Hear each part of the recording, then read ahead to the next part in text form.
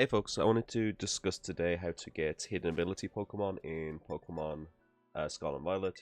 So the way that I found that is potentially one of the easiest ways to get it, well not easy but it's going to require a bit of work regardless, is that you need to have this thing called an ability patch which drops some 6 or 5 star raids and it has a chance of giving your Pokemon a rare ability. So if we use it on Tinkerton right now, as you can see, we just got Pickpocket, which is its hidden ability. Again, if we use this on Bafnir, we get Ice Body, and all this stuff, the ability patches is basically how you can get your hidden ability Pokemon.